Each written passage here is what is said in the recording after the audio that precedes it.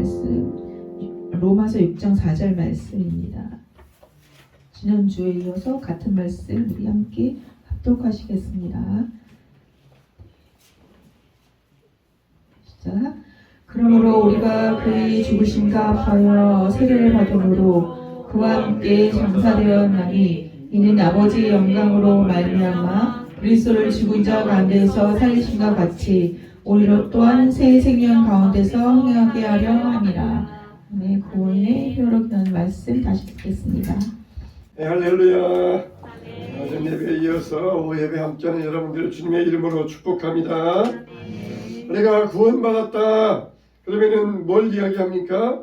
우리가 죽어서 천국 가게 되었다. 우리가 다 그런 뜻으로 이해하잖아요. 그런데 좀 신학적으로 우리가 조금 더 이제 유식하게 그렇게 표현할 수 있어야 돼요. 그게 뭐냐? 구원받았다. 이게 무슨 뜻이냐? 그러면은 이제는 내가 그리스도와 연합되었습니다. 이게 좀 이제 신학적으로 유식한 표현이라고 할 수가 있어요. 그래서 구원받았다. 그러면 이제는 천국 가게 되었다. 그 뜻도 물론 이 그 뜻도 맞지만은 그러나 조금 더 본질적으로 또 신학적인 면에서 우리에게 그 본질적인 면을 볼 때 우리가 그리스도와 연합이 되어서 하나가 되어서 그래서 예수님이 가시는 곳에 나도 가게 되었다. 그러니까 예수님은 절대로 지옥 가실 리가 없어요. 할렐루야. 그러니까 예수님은 절대로 지옥 가실 리가 없으니까 우리는 어디 가야 돼요? 천국 가는 거예요. 그러니까 말하자면은 이제는 예수님 옷자락만 잡고 가는 거예요. 예수님 옷자락만. 예수님과 연합되어 가지고 예수님 옷자락만 잡으면은 예수님이 가시는 곳, 예수님이 천국 가시니까 우리도 자동적으로 그냥 천국에 올인할 수 있다는 것이에요. 자, 그래서 우리가 구원받았다. 이거는 뭐라고요? 예수님과 어떻게 되었다? 연합되었다. 그리고 우리가 조금 더 이제 고상한 표현으로 이렇게 할 수 있다. 자, 그런 이야기 드렸어요. 그래서 지난 시간에 두 가지. 첫째는 뭐냐?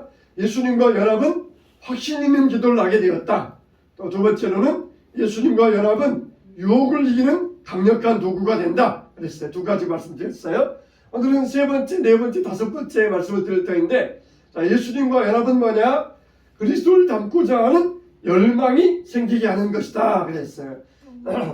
자, 예수님과 연합은 따라서 합시다. 그리스도를 닮고자 하는 열망이 생깁니다. 열망이 생깁니다. 그러니까 우리가 예수님과 연합하였다. 소극적으로는 내가 거룩하게 된다. 그런 뜻이 있고 적극적으로는 그리스도를 닮게 된다. 그런 뜻이 있다는 것이에요. 우리 여러분들에게도 목표가 있잖아요. 내가 내 인생에 있어서 뭐가 돼야 되겠다. 그런 것처럼 우리의 신앙도 목표가 있어야 돼요. 그건 뭐냐? 내가 그리스도를 닮겠다. 할렐루야. 내 신앙의 목표는 뭐라고요? 그리스도를 닮겠다. 내가 예수님을 닮겠다. 예수님처럼 되겠다. 이게 우리의 신앙의 목표가 되어야 돼요. 자, 고린도전서 11장 1절 시작. 내가 그리스도를 본받는 자가 된 것 같이 너희는 나를 본받는 자가 되라. 할렐루야. 사도 바울의 말씀이잖아요. 내가 그리스도를 본받는 자가 되었다. 그런 것처럼 너희는 나를 본받는 자가 되라. 이 말은 사도 바울이 내가 얼마나 교양 있고 얼마나 선하느냐 다 본받아라. 그런 말이 아니라 내가 그리스도를 본받은 것처럼 너희들도 그리스도를 내가 그렇게 한 것처럼 너희들도 그리스도를 본받는 자가 되라. 내가 너희들에게 이런 본을 보였으니까 너희들도 그리스도를 본받는 자가 되라는 거예요. 그러니까 자기가 행동하고 말하는 것 그런 걸 본받는다는 것이 아니라 내가 이렇게 그리스도를 본받기 위하여 신앙의 목표를 세우고 사는 것처럼 너희들도 신앙의 목표가 그리스도를 본받는 것이 되어야 된다. 이제 그렇게 하시는 말씀이에요. 야, 바울처럼 그렇게 막 용감무쌍하게 전도도 하고 또 그리고 막 세계 각국에 다니면서 복음 전파하고 그런 사람이 되라. 그런 말이 아니라 그리스도를 본받는 것처럼 내가 너희들에게 이런 본을 보였으니까 너희들도 역시 나처럼 그리스도를 본받는 자가 되어야 된다. 이렇게 이야기했어요. 사도 바울이라고 해서 완전하겠습니까? 우리가 누구 인간을 본받을 수 있겠습니까? 사람들 따라가면은 다 실망해요. 사도 바울도 사람들이 많았는데 뭐 대마나 혹은 뭐 여러 사람들이 내 곁을 떠났느니라 그렇게 이야기했어요. 아마 이런 사람들도 바울의 인간적인 면을 보고는 실망했는지 아니면은 전도 다니는 게 너무 힘들어서 떠났는지 그건 잘 몰라요. 근데 사람이라는 것은 가까이 있다 보면 좋은 점보다는 허물이 많이 보여요. 그래서 사도 바울의 그런 면을 보지 않았을까 그렇게 제가 한번 추측을 해봅니다. 그러니까 바울도 많은 사람이 있었는데 한두 사람 따랐는데 사람들은 바울의 인간적인 모습을 보면서 떠난 사람들도 있었을 거라는 거예요. 또 우리 요한일서 2장 6절 읽어보겠습니다. 시작. 그의 안에 산다고 하는 자는 그가 행하시는 대로 자기도 행할지니라. 아멘. 자, 그 안에 산다고 하는 자는 그리스도와 연합한 사람은, 그리스도와 연합된 사람은 그가 행하시는 대로 자기도 행할지니라. 그러니까 이것도 역시 그리스도를 본받아야 된다는 것이에요. 그래서 하나님이 우리에게 그리스도를 본받으라 하신 것은 바로 우리가 그리스도와 연합되었기 때문이다. 연합되었다는 이런 기초 위에서 그리스도를 본받아라 그렇게 우리에게 명령하고 계신다는 거예요. 이거는 권면이 아니야. 이건 명령이에요. 명령. 너희가 그리스도와 하나 되지 않았느냐? 그러면 이제는 그리스도를 본받는 자가 되어라 그렇게 말씀하고 있어요. 사람이 철가면을 써요. 중세시대 때 철가면을 썼어요. 그러면은 그 철가면을 오래 쓰고 있으면은 그 가면과 똑같이 사람의 얼굴이 바뀐다는 것이에요. 그런 것처럼 우리가 처음에는 예수님의 얼굴을 가면처럼 써요. 처음부터 우리가 예수님처럼 온유하고 예수님처럼 겸손하고 예수님처럼 사랑이 많고 인자하고 그럴 수 없잖아요. 근데 처음에는 예수님의 온유와 겸손의 가면을 씁니다. 그런데 이걸 오래 쓰고 있으니까 어떻게 돼요? 예수님처럼 변화가 되는 것이에요. 왜 그래요? 우리가 그리스도와 연합되었다는 것입니다. 가면과 우리 얼굴이 하나 되니까 우리의 얼굴이 가면처럼 변화되는 것처럼 우리가 예수님과 연합되었을 때에 우리가 예수님을 닮아가게 된다는 것이에요. 그래서 우리의 목표는 뭐다? 누구를 닮는 것이다? 그리스도를 닮는 것이다. 이게 우리의 신앙의 목표가 되시기를 주님의 이름으로 축원합니다. 그러면서 그리스도처럼 행하여야 된다 말씀하시면서 우리 골로새서 3장 13절에 뭐라 그랬어요? 자, 시작. 서로 용납하여 피차 용서하되 주께서 너희를 용서하신 것 같이 너희도 그러하고. 예수님께서 용서하신 것처럼 너희들도 그렇게 행하라. 그렇게 너희들도 행동해야 된다. 그러면서 말씀하고 있어요. 용서 못하느냐? 예수님께서 용서하셨다. 그러니까 너희들도 그렇게 따라서 해야 된다. 두말 필요 없어요. 뭐해서 어떻고 저떻고 이래서 저래서 못합니다. 이게 아니라 예수님께서 용서하신 것처럼 너희도 그렇게 해라. 그러면서 그냥 두말할 필요 없이 그냥 꽝 못 박아버리고 그렇게 안 하면은 예수님 닮는 것이 아니고 예수님 안에 연합되어 있는 것이 아니다. 이렇게 딱 이렇게 명시적으로 말씀하고 있어요. 또 자, 요한일서 3장 16절 뭐라 그랬어요? 자, 시작. 그가 우리를 위하여 목숨을 버리셨으니 우리가 이로써 사랑을 알고 우리도 형제들을 위하여 목숨을 버리는 것이 마땅하니라. 야, 이 정도 되면 또 우리가 걱정스럽지 않습니까? 그가 우리를 위하여 목숨을 버리셨으니 우리도 형제를 위하여 목숨을 버리는 것이 어떻다고요? 마땅하다는 거예요. 야, 그렇게 하면은 최고다. 그렇게 하면은 정말 아주 크게 된 사람이다. 그게 아니라 마땅히 그렇게 해야 된다는 거예요. 마땅히 그렇게. 우리가 정말 한 번 사는 인생 가운데서 남을 위하여 목숨을 버린다는 것, 이게 우리에게 있어서 마땅한 일이라는 거예요. 마땅한 일. 우리가 살다가 이 병에 걸려서 죽을 수도 있고 사고로 죽을 수도 있지만은 그러나 형제를 위하여 목숨을 버릴 정도로 그렇게 신앙 자세가 되어 있는 것, 그게 우리의 마땅한 신앙의 자세가 된다는 것이에요. 또 우리 베드로전서 2장 21절 시작. 그리스도도 너희를 위하여 고난을 받으사 너희에게 본을 끼쳐 그 자취를 따라오게 하려 하셨느니라. 어떻게 또 본받아야 돼요? 예수님이 고난 받으신 것처럼 너희들도 고난의 길을 따라오라는 것입니다. 고난의 길, 쉬운 길, 편안한 길, 넓은 길, 양지 쪽만 찾아다니지 말고 고난의 길을 걸어갈 수 있어야 된다는 거예요. 아유, 또 힘들어서 못하겠어요. 어려워서 못하겠어요. 바빠서 못하겠어요. 그런 게 아니라 주님을 위하여서 내가 인생이 힘들어도 어려워도 내가 주님 가신 길 나도 따라가겠습니다. 비록 예수님처럼 십자가 지고 가지는 못하지만은 그러나 예수님이 가셨던 1000분의 1, 10,000분의 1이라도 나도 그 길을 가겠습니다. 그게 우리가 해야 될 신앙이라는 것이에요. 그래서 성경에 보면은 그리스도를 본받으라는 말씀이 참 많이 나오는데 이렇게 우리가 그리스도를 본받는 삶, 이 우리에게 있어서 참 중요하다는 거예요. 그러면서 그리스도를 본받을 때 어떻게 한다고 그랬어요? 요한계시록 3장 21절에 같이 읽어봅시다. 자, 시작. 이기는 그에게는 내가 내 보좌에 함께 앉게 하여 주기를 내가 이기고 아버지 보좌에 함께 앉은 것과 같이 하리라. 이게 이제 네 번째 말씀과 연결되는데 예수님과의 연합은 예수님의 영광에 동참하는 것입니다. 그랬어요. 예수님과 연합함으로써 예수님을 닮게 되고 기도하게 되고 강력한 무기를 얻게 되는데 또 예수님과 연합하는 것, 즉 우리가 구원받은 것은 뭐냐? 예수님의 영광에 동참하는 행위라는 것입니다. 그래서 이기는 자에게는 보좌에 앉게 하여 주시기를, 하나님의 보좌에 우리를 앉게 하여 주신다는 것이에요. 야, 여러분 생각해 보세요. 구원받을 사람이 수억 명인데 그 수억 명을 하나님의 보좌에 앉혀 주시겠다는 거예요.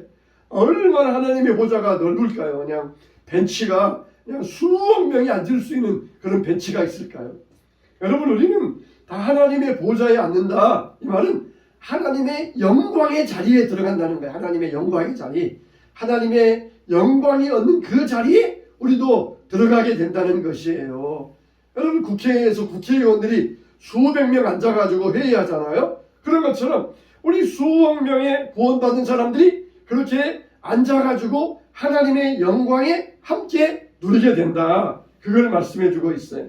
그래서 우리가 그리스도를 닮아갈 때 하나님의 영광에 우리를 함께 앉게 하여 주시겠다는 것입니다. 여러분, 그리스도를 닮는다 이거는 그냥 신용만 하는 게 아니에요.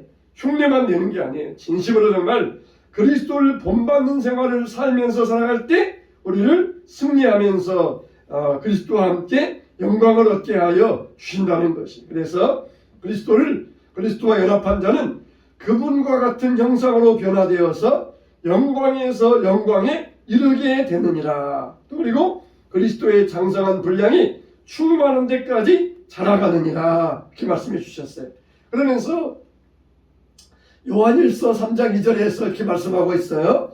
자, 사랑하는 자들아, 시작. 사랑하는 자들아, 우리가 지금은 하나님의 자녀라. 장래에 어떻게 될지는 아직 나타나지 아니하였으나 그가 나타나시면 우리가 그와 같을 줄 아는 것은 그의 참모습 그대로 볼 것이기 때문이니. 이렇게 그리스도의 참모습, 하나님의 영광, 예수님의 그 놀라운 영광을 누가 누린다? 그리스도와 연합한 자들이 이 영광을 누리게 된다는 것이에요. 그래서 예수님과 함께 그분의 영원한 영광 가운데 우리가 동참하게 된다. 이렇게 말씀하고 있어요. 예수님과 연합한 자는 그분의 영광에 동참하게 됩니다.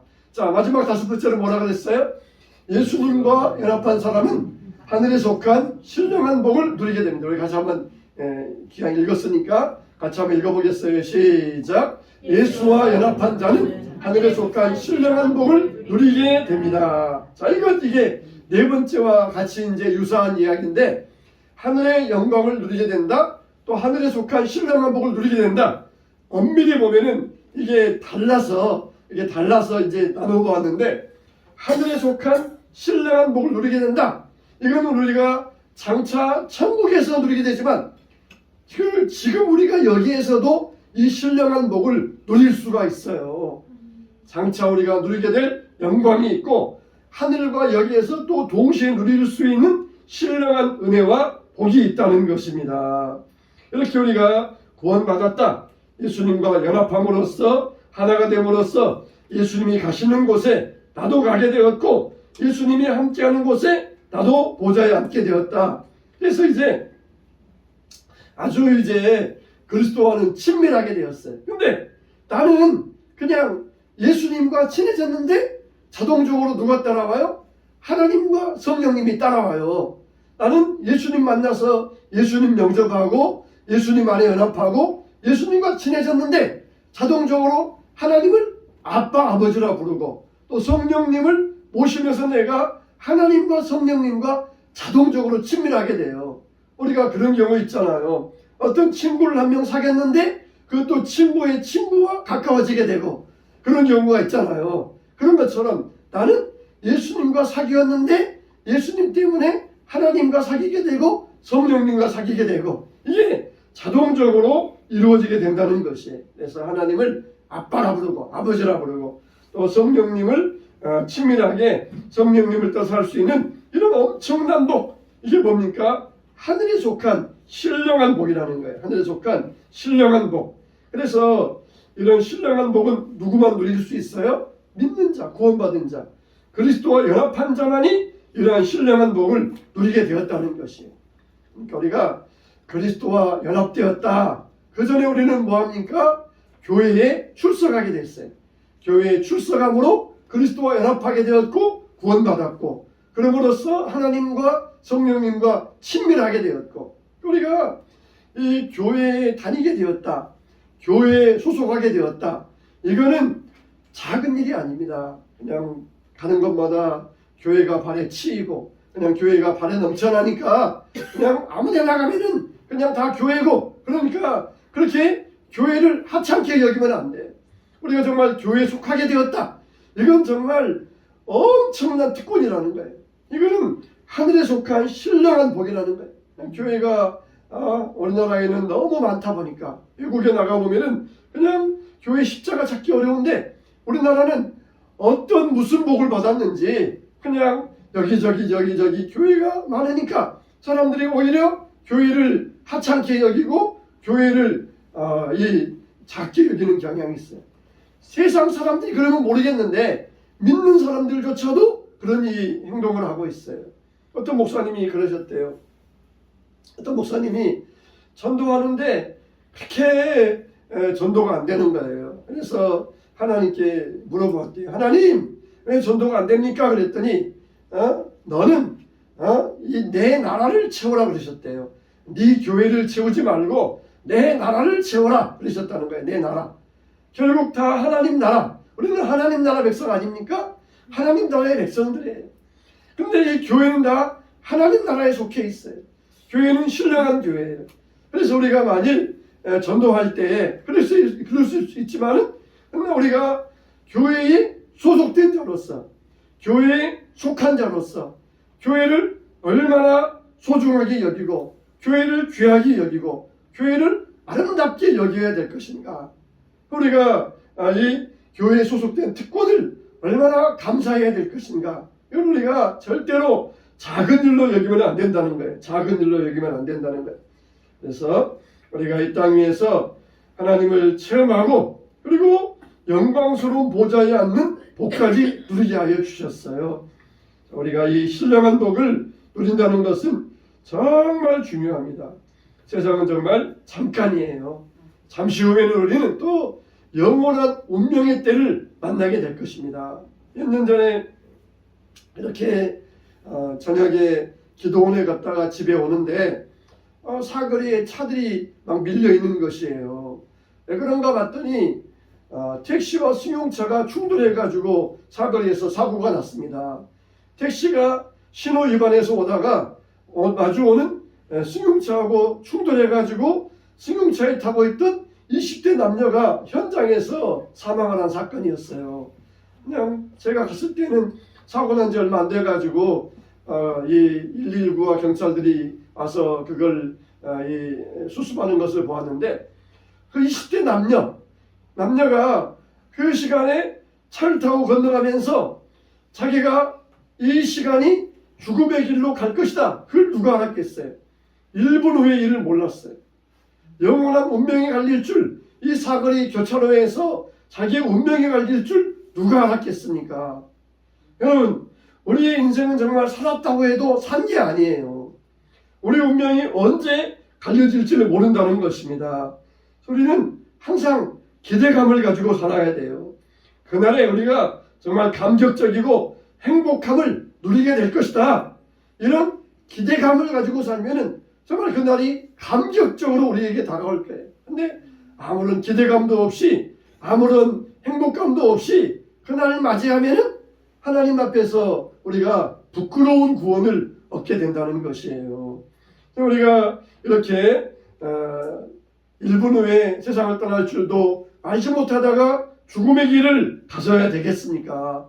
항상 기대감을 가지고 살다가 행복하게 주님 앞에 설 수 있어야 되지 않겠습니까? 이게 바로 우리에게 주신 하나님의 그리스도 안에서 살아가는 자는 행복이라는 것이에요. 우리 눈앞에다가 500원짜리 동전 2개만 갖다 놓아도 앞이 깜깜하고 아무것도 보이지 않습니다. 그냥 구원의 복이 태양처럼 쏟아지고 있는데 우리 눈앞에 그냥 500원짜리 동전 때문에 물질 문제 때문에 깜깜해가지고 아무것도 못 볼 수가 있어요. 이렇게 해서 우리의 구원의 즐거움을 놓쳐서는 안 된다는 것이에요. 우리는 정말 하늘의 신령한 복을 소유한 사람들입니다. 우리가 그리스도와 연합하여서 하나님 하늘의 신령한 복을 얻게 되었다는 것이 얼마나 귀한 축복인지 모릅니다. 이걸 여러분들이 항상 마음속에 되새기셔야 돼요. 되새기셔야 돼요. 내가 얼마나 이 구원받음으로써 그리스도와 연합하여서 하늘의 신령한 복을 갖게 되었는가. 그러면서 날마다 기대감을 가지고 행복하게 살아갈 수 있어야 돼요. 이런 기대감이 없으면 우리가 세상이 어둠에 빠지고 맙니다. 마치 수십억의 유산을 받았는데 당장 먹을 끼니가 없다고 불평하는 사람과 같아요. 탕자가 그랬잖아요. 아버지에게 많은 유산이 있는데 그걸 못 쓰니까 불만스러워 가지고 그 유산을 나에게 미리 주세요. 그러면서 당겨 쓰다가 결국은 거지가 되었잖아요. 얼마든지 아버지의 유산이 자기 것인데 그걸 당장 쓰고 싶어서 아버지께 불평하고 그러다가 오히려 모든 것을 잃어버리는 불행한 자가 되고 말았던 것이에요. 여러분, 우리는 정말 엄청난 유업을 받은 하나님의 자녀들입니다. 우리가 이 땅 위에서 겪는 일 때문에 불평하지 말고 감사하시면서 기대감을 가지고 살아갈 때 날마다의 삶이 행복함이 될 것이며 은혜가 될 것이며 여러분이 하나님 안에서 정말 주님 앞에 설 때 그날이 정말 기쁨과 감격의 날이 될 줄로 믿습니다. 우리는 구원받았습니다. 구원의 효력 5가지 말씀을 드렸어요. 여러분, 우리가 이와 같이 이런 구원의 효력을 날마다 누리시면서 주 안에서 기대감을 가지고 날마다 행복하시기를 주님의 이름으로 축원합니다.